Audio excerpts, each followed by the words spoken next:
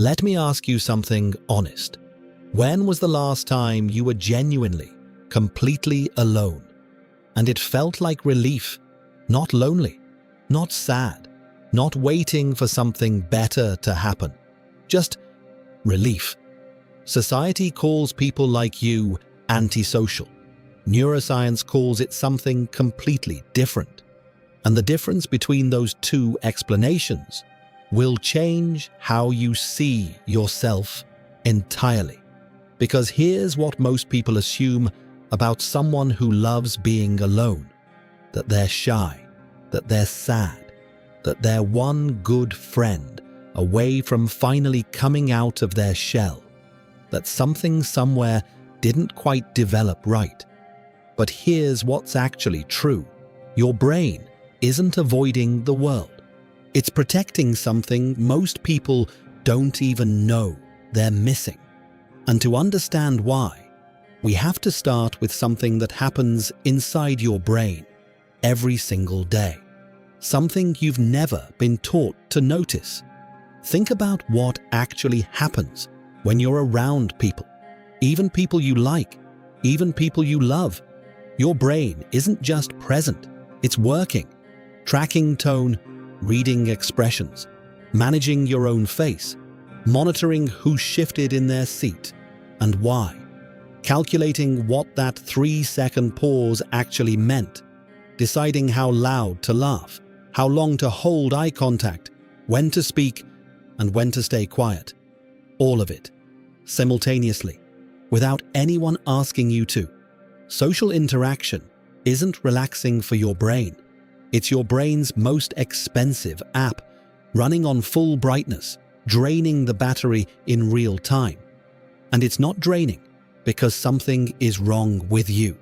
It's draining because your processor is doing serious, heavy, expensive work. There's actually a term for this in psychology. It's called high sensory processing depth. It means your brain doesn't just receive information. It analyzes it, layers it, stores it, runs it through more filters than most people's brains ever do. And when you're built like that, being around people isn't just tiring. It's a full cognitive workout every single time. So when you finally close the door at the end of the day, the app shuts down, the fan stops spinning, and your brain lets out a breath it's been holding for hours. That feeling you get when you're finally alone. That's not emptiness. That's your mind returning to its natural operating speed. Now here's the part that most people never hear. And honestly, it's the most fascinating thing about how your brain works. When you're alone, truly alone, a very specific brain network activates. Scientists call it the default mode network. And that name is honestly an insult to what it actually does. Because this is not your brain going idle. This is your brain going deep. Self-reflection, memory processing, creative thinking, future planning, identity construction. In other words, the moment the room empties and the noise disappears, your brain doesn't power down. It powers up. It starts solving problems you didn't know you were carrying, processing emotions that had no room to breathe when people were around, connecting ideas that couldn't find each other in the noise. Most people never reach this state. Their default mode network gets interrupted the moment it begins. A notification, a voice, another scroll, another tab. They live their entire lives at the surface. But for people who genuinely love solitude, this isn't a rare experience. This is where they actually live, and their inner world isn't empty. It's loud in there, just in a language only they can hear. This is also why so many people who love being alone are creators, thinkers, writers, builders. Not because solitude is romantic, but because when everything goes quiet, their mind finally has the space to actually produce something. The silence isn't a void. For them, It's a workshop. Now here's something the flattering videos will never say to you. People who love being alone are often the most deeply wired for connection, just not the constant surface-level kind. They don't want 50 people. They want 2 who actually get it. They don't want daily check-ins. They want one real conversation that actually goes somewhere. They're not allergic to people. They're allergic to small talk because their brain processes empty conversation the same way a stomach processes junk food.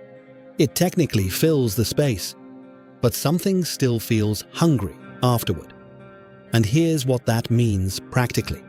When someone who loves solitude does let you in, really let you in, it means something different than it does for most people. It wasn't casual. It wasn't convenient. It was a deliberate choice, a rare one, which is why the connections they do have tend to run deeper than most people ever experience. They don't collect people. They choose them. But here is the one thing most videos about solitude will never say. And I think it's the most important thing in this entire video.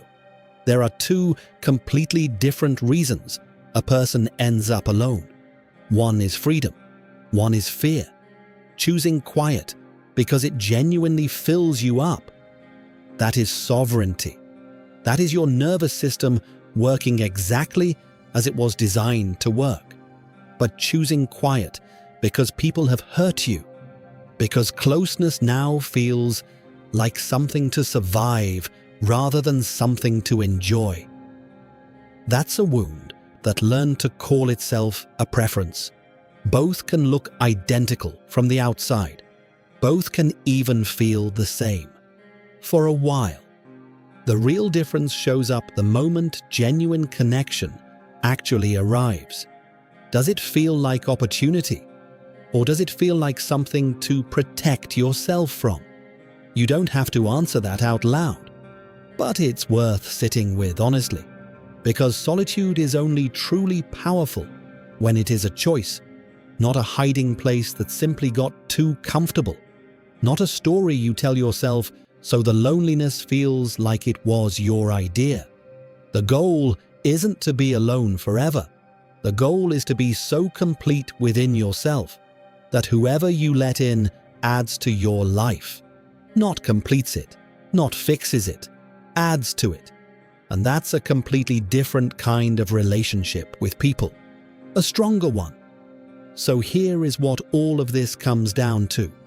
If you're someone who breathes easier when the door closes, if the best part of your week is sometimes just you, your thoughts, and nothing else demanding anything from you, if you've spent years quietly wondering whether something was wrong with you for feeling this way, nothing is wrong with you. You are someone whose brain generates internally what most people need, an entire room full of people to feel.